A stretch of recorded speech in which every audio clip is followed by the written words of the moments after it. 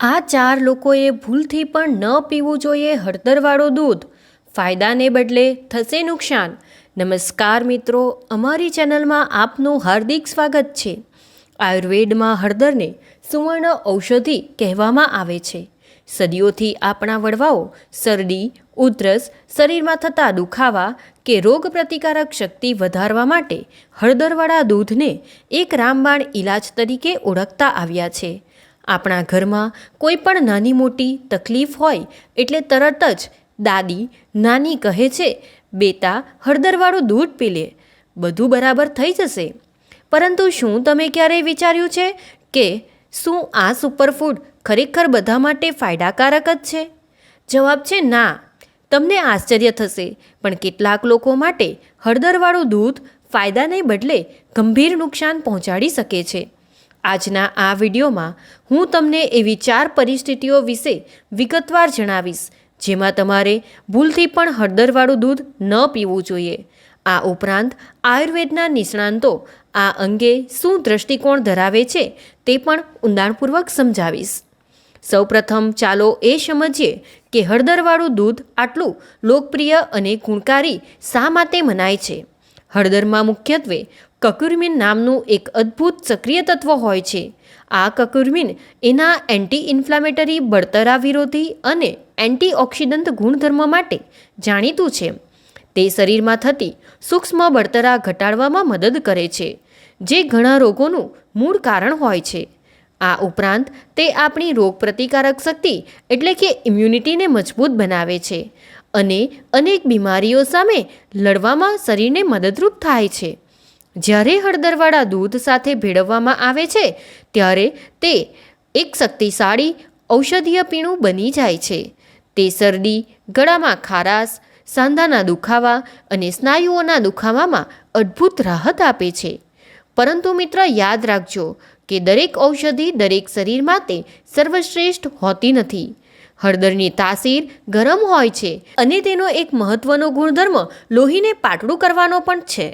આ બંને ગુણધર્મો કેટલાક લોકો માટે સમસ્યા ઊભી કરી શકે છે, ખાસ કરીને જેમનું શરીર કુદરતી રીતે જ ગરમ પ્રકૃતિનું હોય છે અથવા જેમને લોહી સંબંધી કોઈ પૂર્વ અસ્તિત્વમાં રહેલી તકલીફો હોય.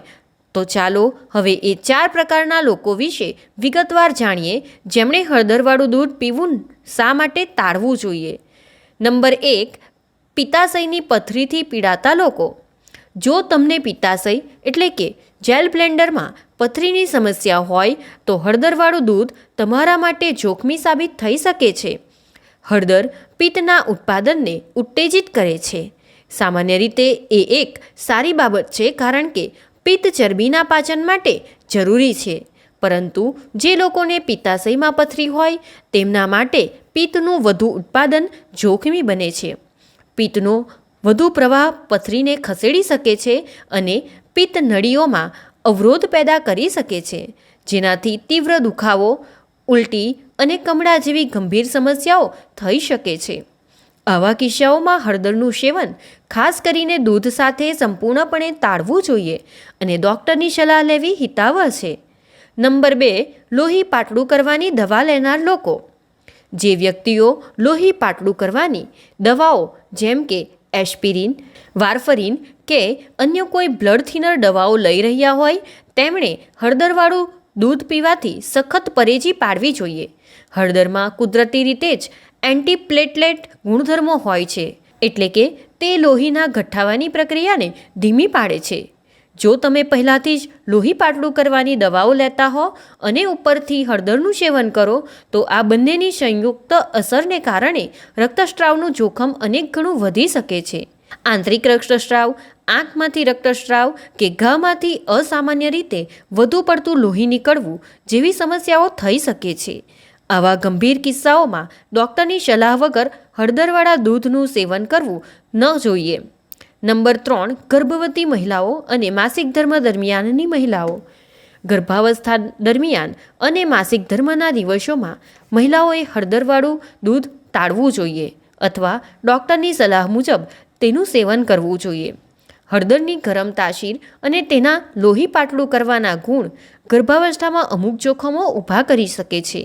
વધુ પડતા સેવનથી ગર્ભાશયમાં ઉત્તેજના વધી શકે છે, ગર્ભપાતનું કારણ બની શકે છે અથવા અકાળે પ્રસૂતિનું જોખમ વધારી શકે છે. તેવી જ રીતે માસિક ધર્મ દરમિયાન હળદરવાળું દૂધ પીવાથી બ્લીડિંગ અસામાન્ય રીતે વધી શકે છે, જે શરીરમાં નબળાઈ અને એનિમિયાનું કારણ બની શકે છે. આ સંવેદનશીલ સમયગાળામાં હળદરના સેવન અંગે હંમેશા તમારા ગાયનોકોલોજિસ્ટની સલાહ લેવી અનિવાર્ય છે. નંબર 4, ગેસ, એસિડિટી અને પેટની બળતરાથી પીડાતા લોકો. જે લોકો વારંવાર ગેસ, એસિડિટી, છાતીમાં બળતરા કે પેટમાં અસામાન્ય બળતરાની સમસ્યા રહેતી હોય તેમણે હળદરવાળું દૂધ ન પીવું જોઈએ. ભલે હળદર બળતરા વિરોધી ગુણ ધરાવે છે, પરંતુ તેની ગરમ તાસીર અને પિત્ત વધારવાનો ગુણ આવા લોકોમાં સમસ્યાને વધુ ગંભીર બનાવી શકે છે. કેટલાક સંવેદનશીલ વ્યક્તિઓમાં હળદરવાળું દૂધ પેટમાં વધુ એસિડ ઉત્પન્ન કરી શકે છે, જેનાથી પેટમાં બળતરા, ગેસ, અપચો કે ભારેપણાની ફરિયાદ વધી શકે છે.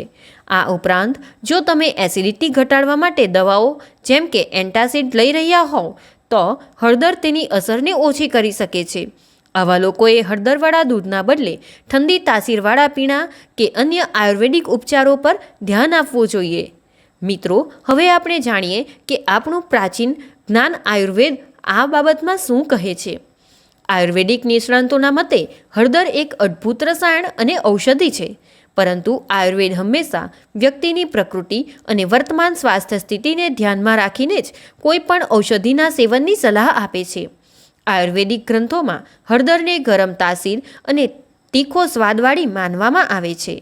આયુર્વેદ મુજબ જે વ્યક્તિઓની પ્રકૃતિ પિત્ત પ્રધાન હોય અથવા જેમને પિત્ત સંબંધિત સમસ્યાઓ જેવી કે એસિડિટી, બળતરા કે રક્તસ્રાવની વૃત્તિ હોય તેમણે હળદરનું સેવન મર્યાદિત માત્રામાં અથવા સાવધાનીપૂર્વક કરવું જોઈએ.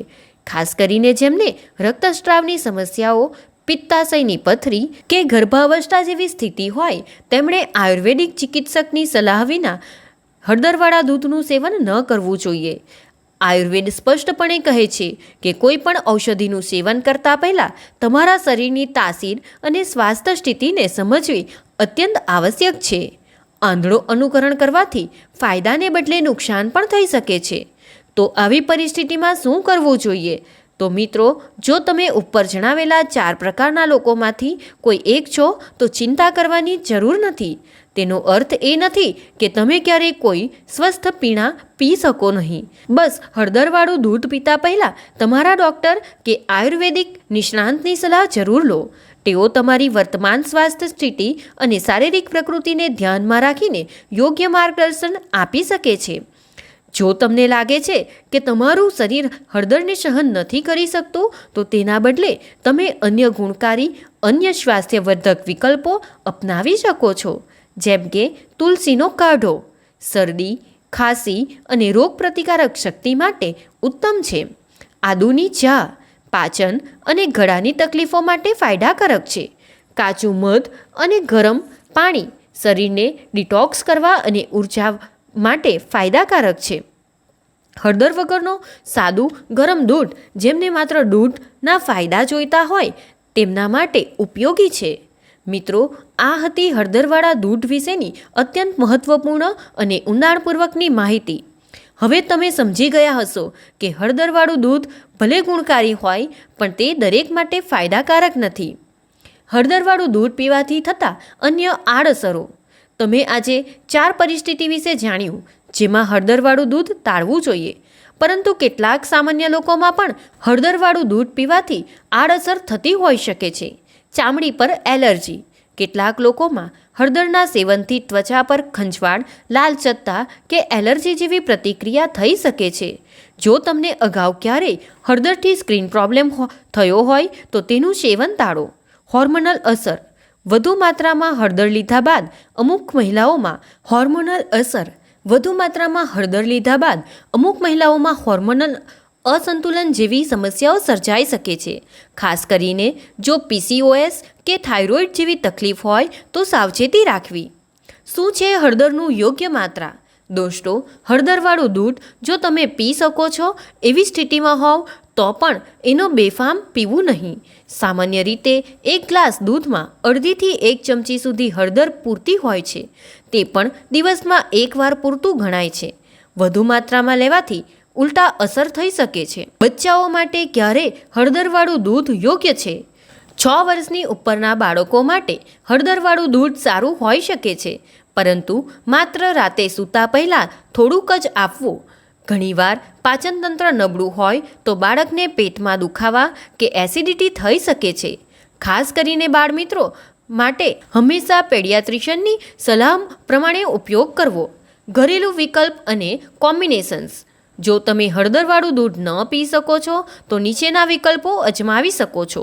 સૂઠ સાથે દૂધ પાચન અને ખાંસી માટે અસરકારક. તુલસી અને મધનો કાઢો રોગપ્રતિકારક શક્તિ માટે ઉત્તમ. એલચી અને દૂધ સ્વાદિષ્ટ પણ હળવું. બાળકો માટે પણ સારો વિકલ્પ. હળદરના વિવિધ રૂપો. બજારમાં હવે હળદરનું અનેક રૂપોમાં ઉપલબ્ધ છે. ઓર્ગેનિક હળદર પાવડર, કર્ક્યુમિન કેપ્સ્યુલ, હળદર ચાય, ગોલ્ડન મિલ્ક મિક્સ. તમારા માટે શું યોગ્ય છે એ તમારી તાસીર અને જીવનશૈલી પર આધાર રાખે છે. આયુર્વેદમાં ટ્રીડોઝ સિદ્ધાંત પ્રમાણે હળદરનો અભિગમ. હળદર વિશેષ રીતે પિત્ત અને કફનાશક માનવામાં આવે છે. વાત દોષ માટે પણ તે આરામદાયક છે, પરંતુ માત્રા અને સમય ખૂબ મહત્ત્વ ધરાવે છે. જો તમારો ડોઝ અસંતુલિત નથી તો હળદર હાનિકારક સાબિત થઈ શકે છે. તો મિત્રો, હળદરવાળું દૂધ એક ચમત્કારિક ઔષધીય પીણું છે, પરંતુ શરત એ છે કે તેનો ઉપયોગ સમજદારીથી કરવો જોઈએ. દરેક માટે દરેક વસ્તુ ફાયદાકારક નથી હોતી. સ્વાસ્થ્ય એ વ્યક્તિગત છે. તમારું શરીર, તાસીર અને હાલતને સમજીને જે યોગ્ય લાગે એ તરફ વળો. તો મિત્રો, આજના વિડીયોમાં બસ આટલું જ. વિડીયો પસંદ આવ્યો હોય તો વિડીયોને લાઇક કરો, શેર કરો અને આવી જ માહિતી મેળવવા માટે અમારી ચેનલને સબસ્ક્રાઈબ જરૂરથી કરજો. આભાર. જય શ્રી કૃષ્ણ. રાધે રાધે.